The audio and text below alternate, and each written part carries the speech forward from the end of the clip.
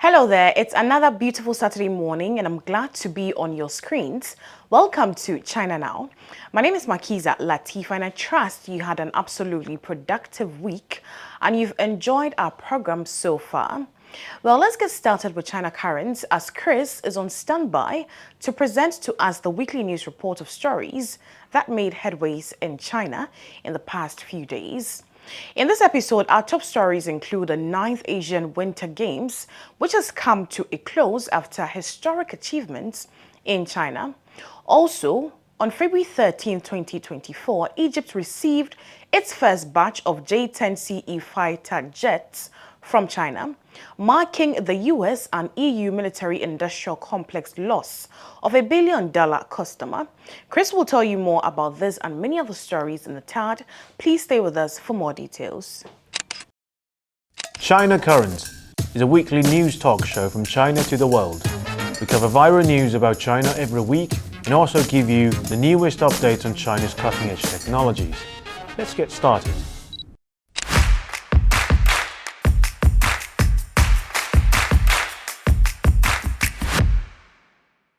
Welcome to China Currents, your weekly news report on the latest developments in China.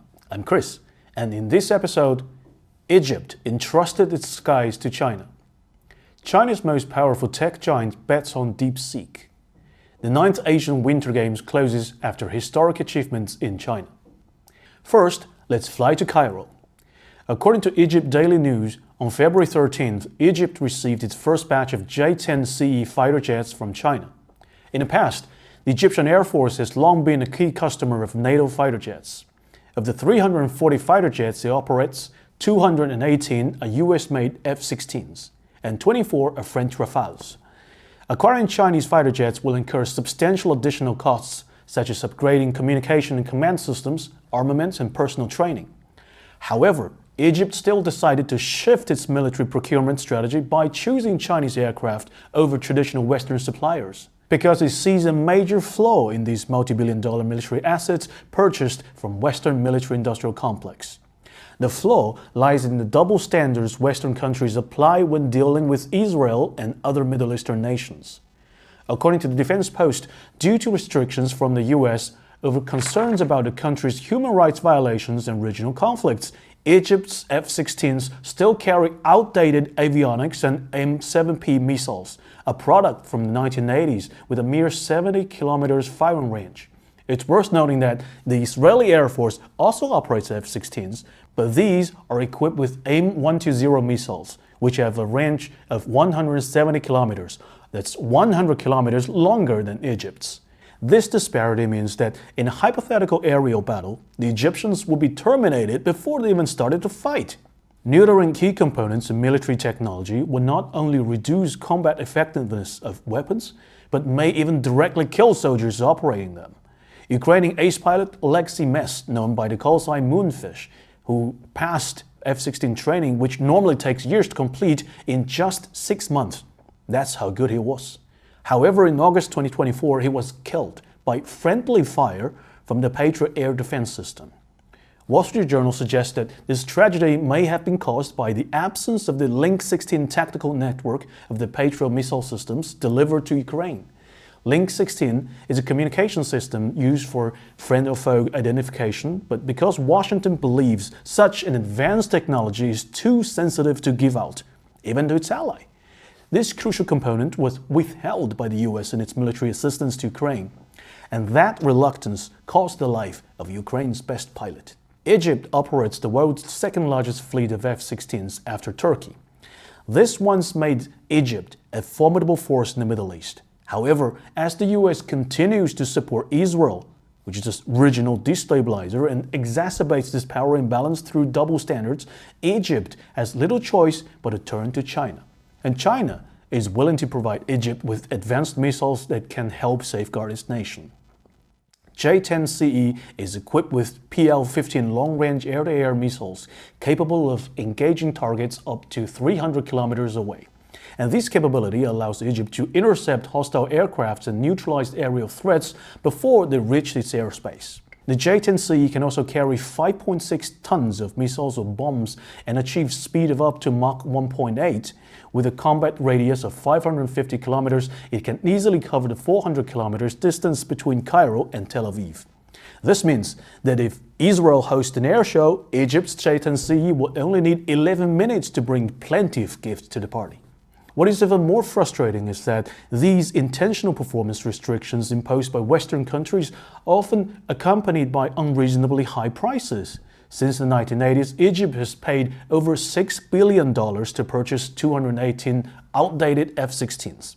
Washington used to offer Cairo an upgraded version, the F-16V, but with a hefty price tag. For instance, the US sold 66 F-16Vs to Taiwan for $8 billion, equating to $121 million per unit.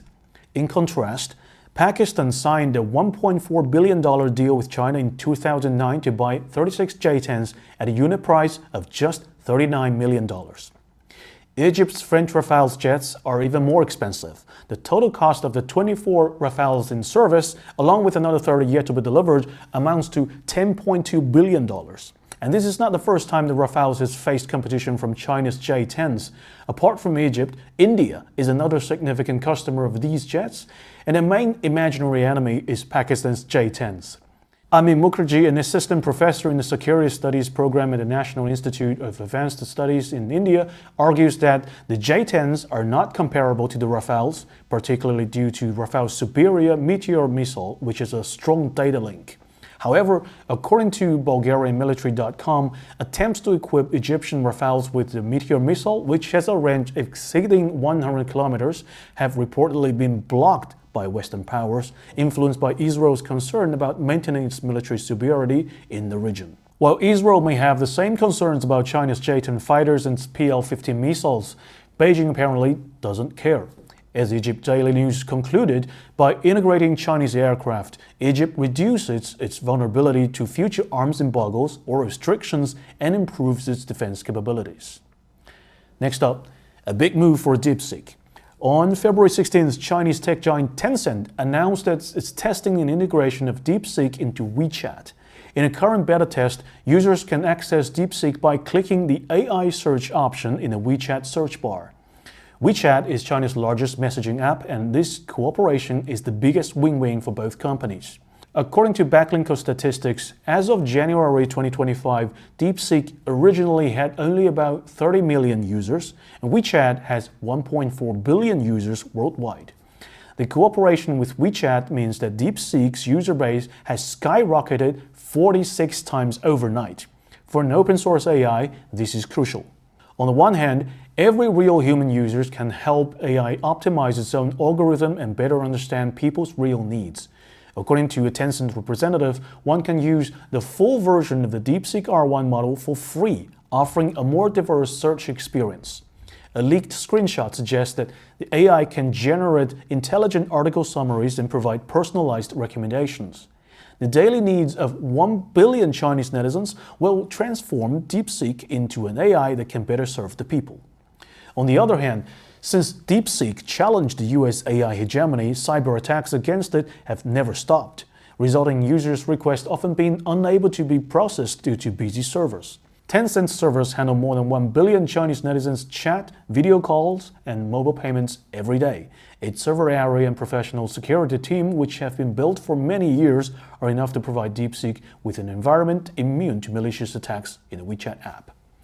On February 14th, UBS Group released a report suggesting Tencent could be undervalued due to its AI potential. The bank included Tencent on its key recommendations list for the Asia-Pacific region, giving it a buy rating with a target price of 593 Hong Kong dollars.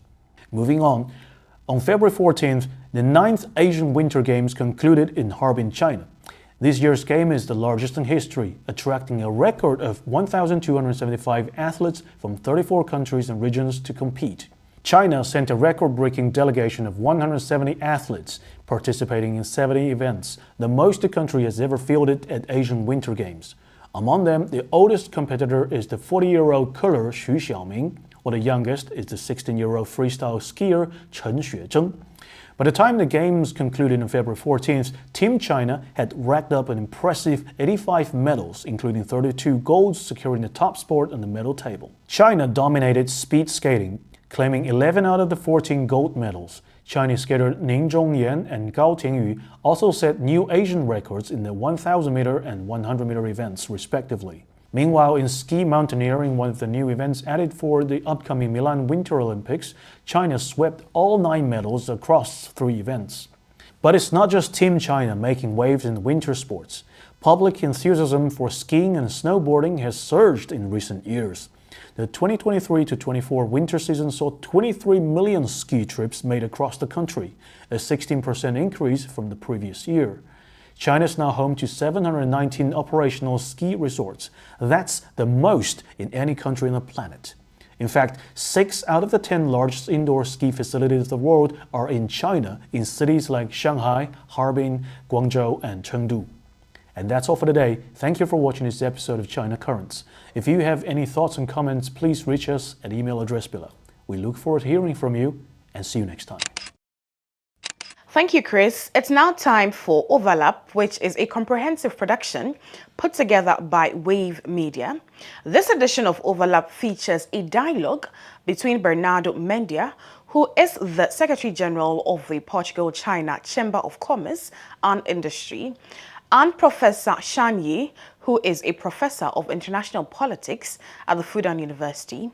Their conversation will feature discussions of some of the most important topics for the relationship between Portugal, the European Union, and China. Please stick and stay with us.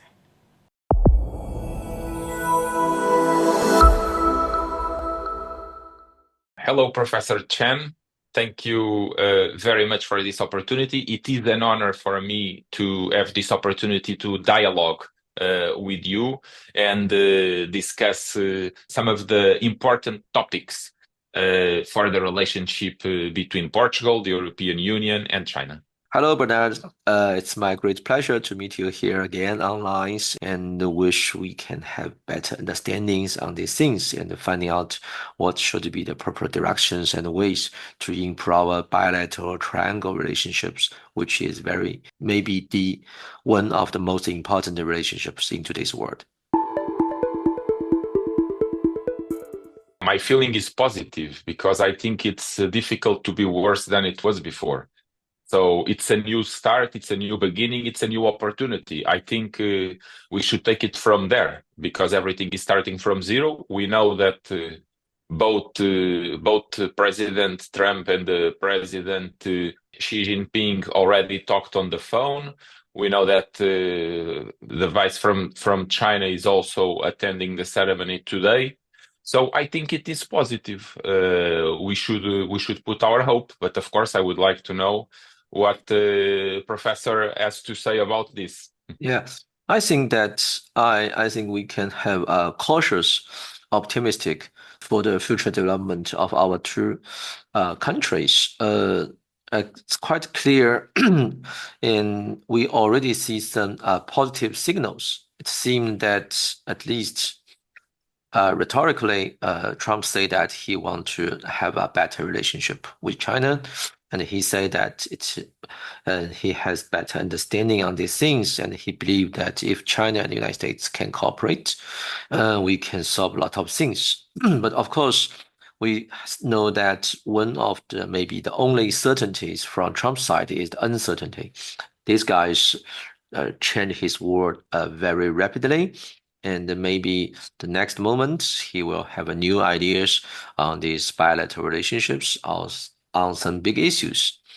From China's side, I think we have the reason to keep a cautious optimistic because China's side make quite good preparations for Trump's second terms in White House.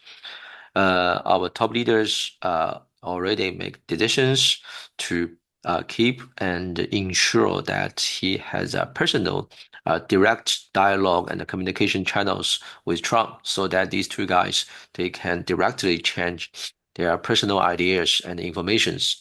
And we know such kind of good relationship between these two top leaders will make some help to our bilateral relationships.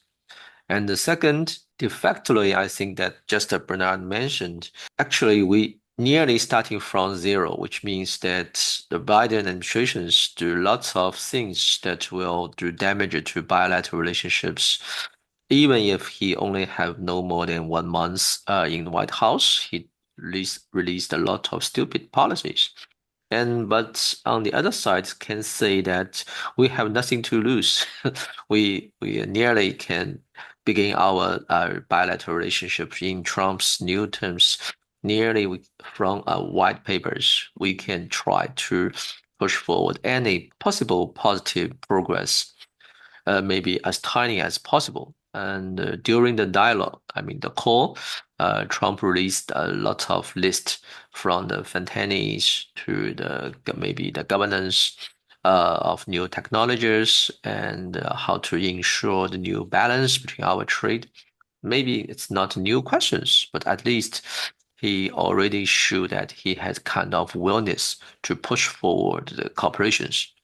From China's side, you will find that one of the most important positive element to ensure the stability and the constructive development of this bilateral relationship is China already formed a quite stable guiding principles. We name it the three guiding principles to this U.S. and China relationship, including the mutual respect, peaceful coexistence, and try to ensure the joint development and the joint prosperities between our two countries and to the world.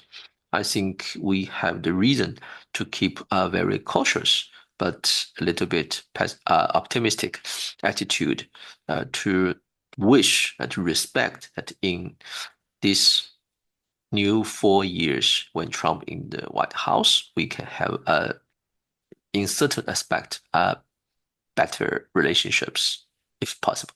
Yes, Professor, I agree with you, and thank you for bringing in the cautious factor. Of course, we should be cautious. And what makes me optimistic, it's also the fact that Trump is very pragmatic, and he knows there is a lot of common ground as well.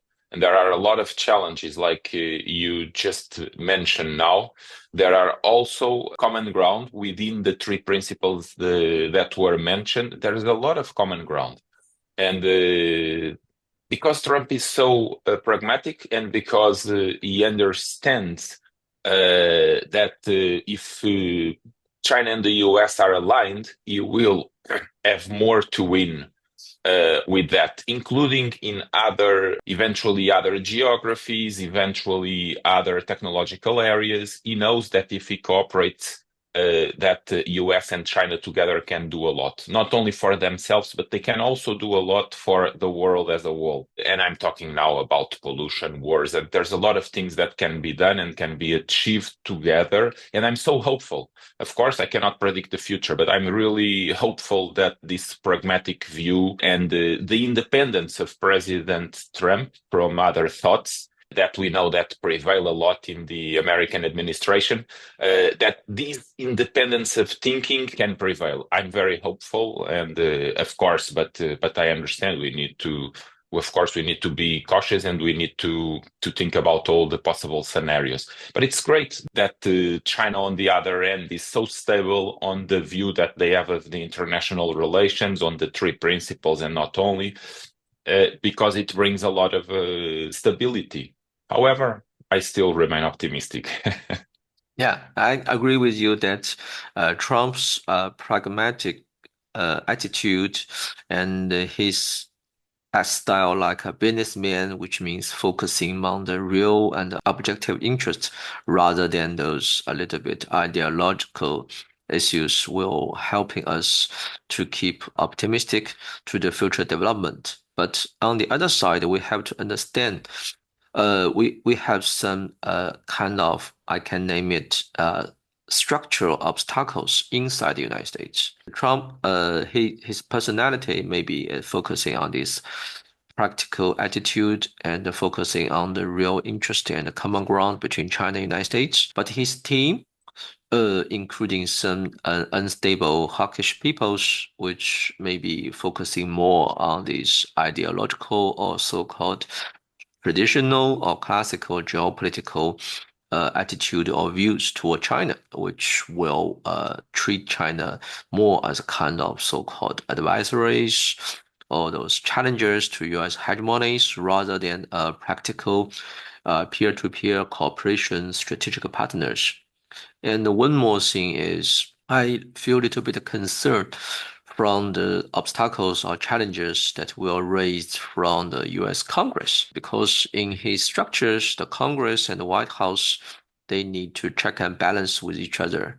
And since the first term, it's more and more signals that the US Congress want to have more powers or try to keep the dominant positions to deal with these Sino-US strategic relationships by taking advantages of Congress power by making laws. If they passing some laws, it will make difficult for the US president to passing by these laws.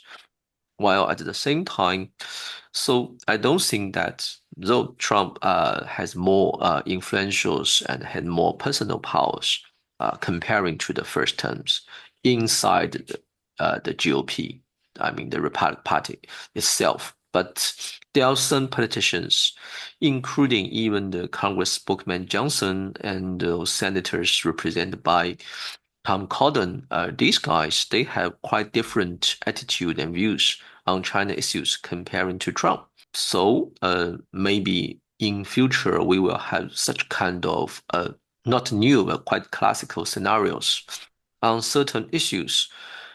Trump and Chinese government, our top leaders, they can dialogue and cooperate during their summit and got some agreement. United States providing some promise that he will do something constructive, cooperative to push forward these bilateral relationships. But he cannot deliver his promise. When he go back to the United States, the U.S. Congress will stop him from deliver or transfer his promise from paper to the real practice. And that will add more, not only the uncertainties to bilateral relationships, but will do damage to this bilateral trust. That's a little bit regret that in quite a long time, it's not the first time that Sino-US relationship faced such kind of challenges. Even in the 1990s, we always say that when US president go to China, they can have good dialogue, make good statement. But when when the president go back to the United States, they will passing by some new laws or new policy files, which moving to the just opposite positions, the directions, which input more negative elements to these bilateral relationships. I feel, just like you mentioned, I feel also a little bit cautious, optimistic attitude on these Sino-US relationships in his second terms. But just to wait and see. Wish we can got more better signals, more better real actions in these relations in the future times. Yes, and we've just had one signal that comes on the right direction with the TikTok announcement that they will issue an executive order to go back in this decision that was effective yesterday. So I think that's a positive one. And then going back to what you're saying, yes, I agree. There are many obstacles, but then again, also important to remind that the personality of the leaders in each circumstance are very, very important. Their own thought, to eventually to fight and change what is pure ideology, because it's not something that comes out of the rational. It's something that comes out of deep-seated emotions that do not have an adherence to the reality and to the interest of the United States, actually, or Europe, if we go to Europe and talk about Europe afterwards. And I think Trump has the conditions to do that. Just like, and I like to remind this case, because I always like to talk about this case, just like John F. Kennedy in 1963, when he made the peace speech, and he completely changed the relationship and the development of nuclear tests between in the whole world, but first with that speech between USA and Russia. And I believe that Trump has the potential to do something as powerful as this. And I'm very hopeful, of course, but I totally agree with you. Lots of challenges, and so I can only cross my fingers. Yeah, I also need to cross my fingers. About this TikTok, I can add you more information on these things. First, yes, you can say that when Trump say that he has some ideas to resolve these problems, and after nearly less than 1 day shutdown, the TikTok reopen in the United States is kind of good positive signals on one side. But on the other side, TikTok is also a very classic case because first, Trump is the first guy who raised this threat that otherwise you will sold it out or I will ban you in the United States when he in first term in the White House. Of course, nowadays he has different ideas. He find that definitely TikTok is a good tools for him, and also you can say it's a good tools for the GOP to become more influential inside U.S. young generations. But when you're talking about more detailed, which can be delivered technical solutions for these questions, it's a lot of challenges. Actually, if you read what TikTok already done in the United States, try to fulfill the requirement raised by United States, they already fit for these so-called capital structures of the companies.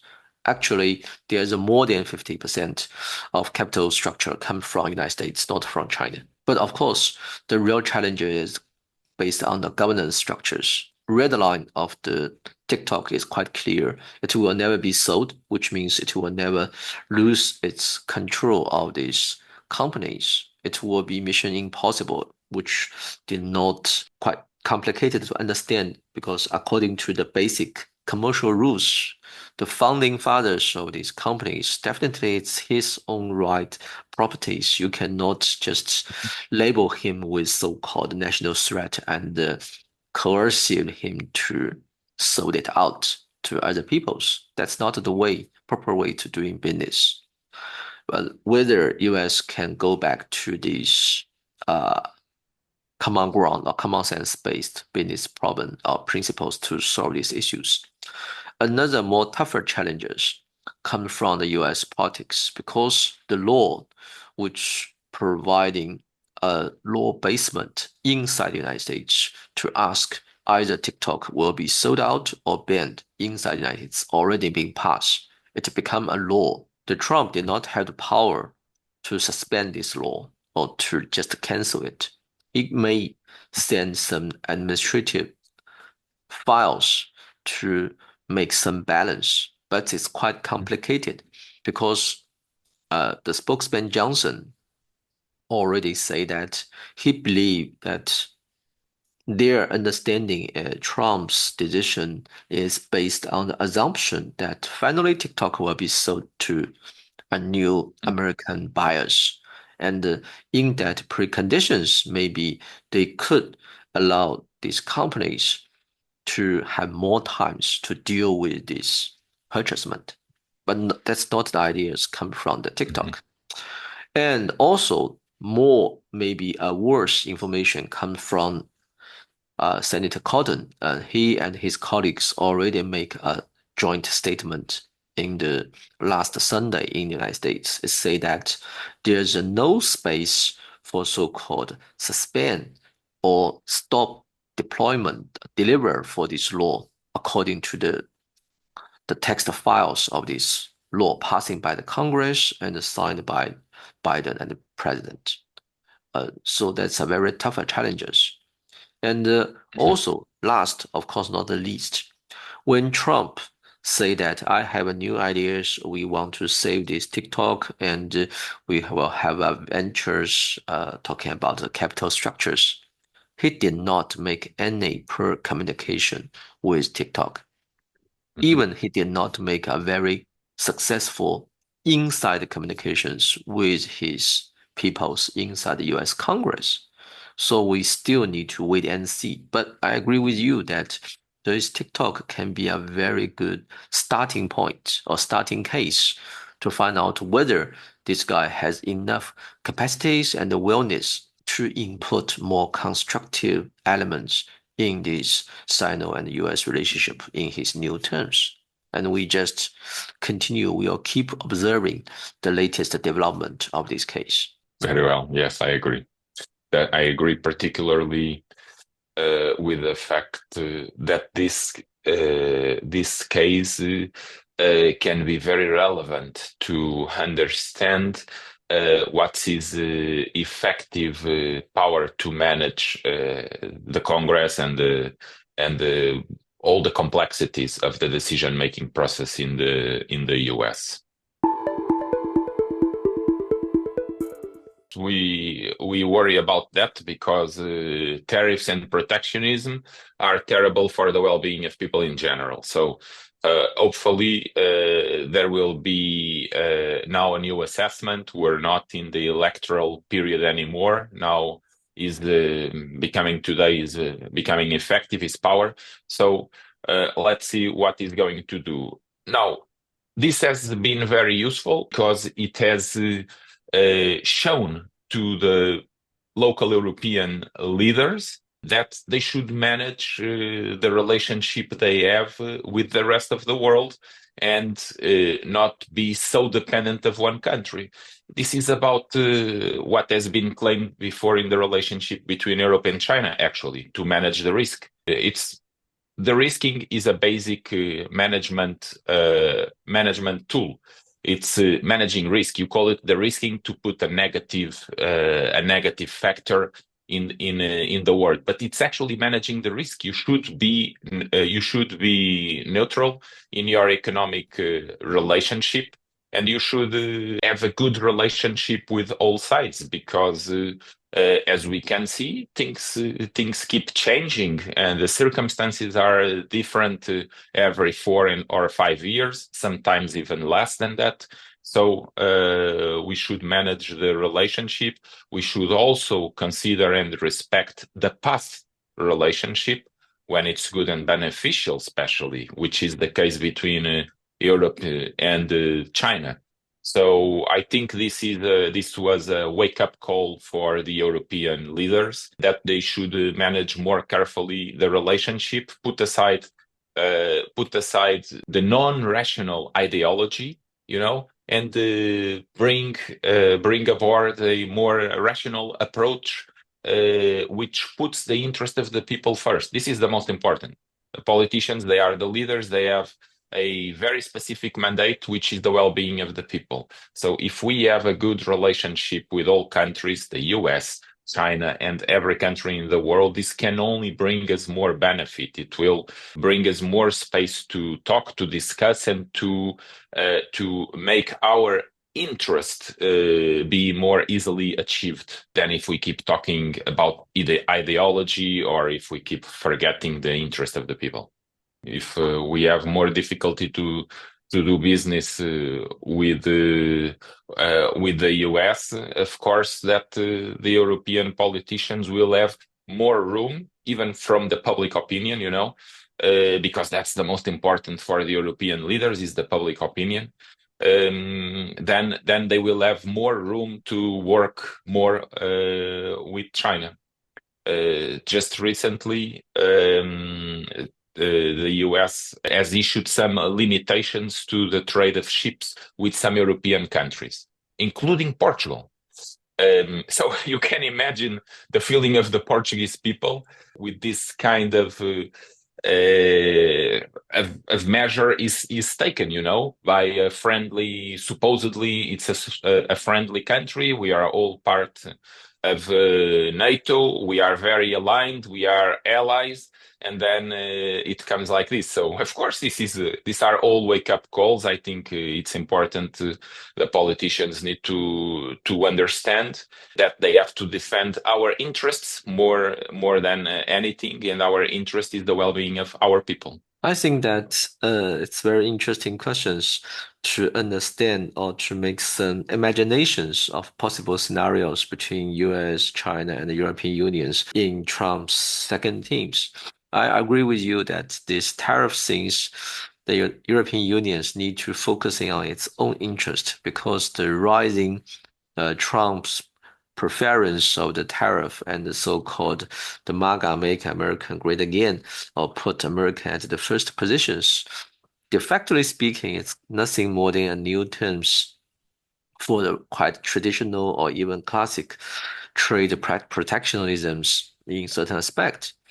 And we all know that such kind of practices will not solve the problems, but I think that will be the first challenges both China and the European Unions will face in the second Trump's team. This guy, he just believes in himself, and it will be difficult for him to upgrade his knowledge systems about how to doing business, how to doing international relationships in the year 2025 or in the 21st centuries. This guy, his understanding of business of this international relationship, you can find that he just lived in the world in the maybe late 18th or late 19th centuries, in which that the countries they doing business, they making their own factory and the productions in a completely different ways. I think that will be a very tough challenges because it means we need to sometimes we'll feel that we need to input too much times to persuade these guys. But these guys it may be mission impossible to persuade. You need to conflict with them in certain ways to such kind of conflict will become a wake-up call for these guys to call back his pragmatic attitude on this or to take a more practical attitude to deal with these complex problems. The first. And the second, I feel a little bit concerned about domestic political elements or structures inside the European Union. I mean, all those member state of the EU. Because from China's perspective, I highly agree with Bernard say that maybe the first priority of European countries, they need to put aside those irrational ideological elements aside to separate it with from the more practical, objective core interest of European countries so that we can deal this difference or problems in practical ways. We can separate different things. Nowadays, I think that we can also keep cautious optimistic because we find some signals. Those big companies, they transfer their industry capacities from European unions to China so that they can continue their productions here. But on the other side, Bernardo, you said that you are in Brazil, that it will be difficult to find those positive improvement of Brazil's. They still also focusing too much on this. In my personal opinions, is quite irrational ideological elements dominated their understanding on these bilateral and multilateral relationships between China, European Unions, and the United States.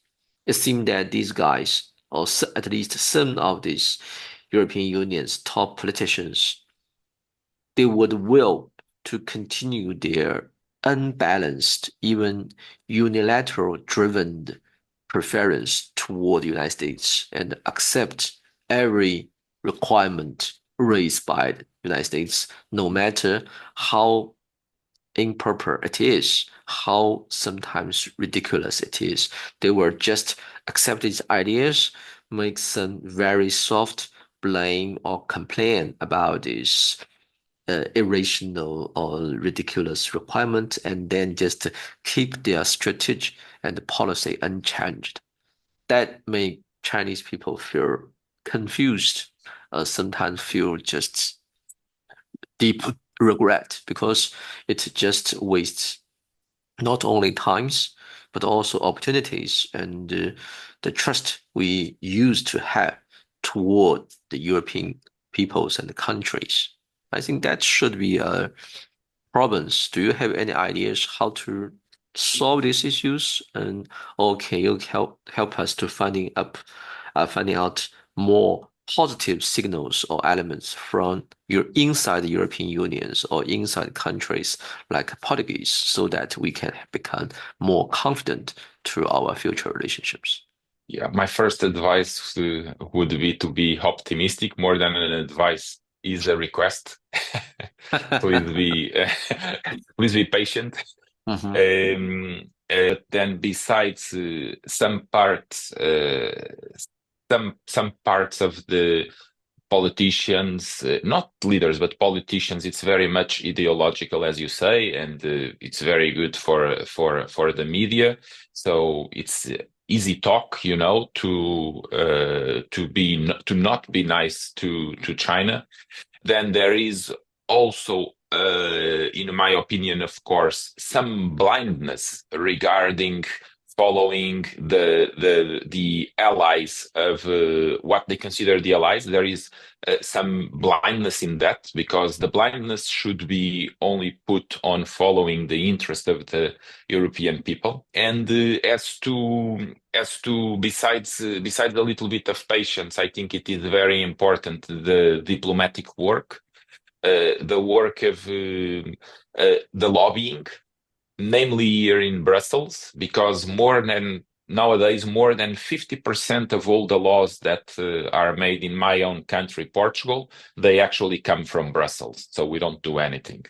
And they don't come from the parliament, they come from the commission, which is not even elected. So and this is the internal problem we have, and we have different views about this. In my opinion, it should not be like that. It should be made by the parliament, not the commission. But what you can do to help, besides being a little bit patient, is a lot of communication, a lot of diplomacy, and a lot of lobbying. Because I believe that if we explain rationally the position of China, and if we keep talking, keep leaving the door open to find opportunities, to bring mutual benefits, to go back and try to do the investment agreement between Europe and China again, all of this. And then again, it's also about the leadership. Nowadays, we have in Europe, the president of the council is a Portuguese, Antonio Costa. He just took over this position. He has been he was an important person in a phase of huge Chinese investment in Portugal, when Portugal went through a very difficult moment. We almost bankrupt, actually, after the financial crisis of 2008. At the time, we've had the Troika, which was the European Commission, the International Monetary Fund, and the European Bank, Central Bank. They lent us 76 billion euros in exchange of a very, very hard program, including privatizing several companies. These companies went to international bids, and the Chinese companies were the ones that valued most our companies that were being privatized. So, and we also had other types of help from China at the time. And so Antonio Costa has experienced all of that. So he knows the benefits of a win-win relationship. On the other end, he was also the prime minister at the time that Huawei was not banned, but it was restricted in Portugal, was very restricted, and still is. So at the time, probably eyeing this position in Europe, he already changed his position, but he knows, and I think he's a diplomat. So I think he's a good negotiator, and he will probably be a good bridge here in Europe, a good person for the Chinese authorities to negotiate with, and to show their arguments, their rational arguments. So I think it's that we need to keep the dialogue open, and yeah, that's what we can do right now.